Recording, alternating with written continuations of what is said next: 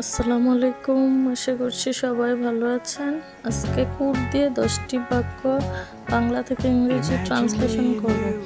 আমি এটা করতে পারতাম, I could do it, I could do it. সে আমাকে সাহায্য করতে পারত, হি কুড হেল্প মি।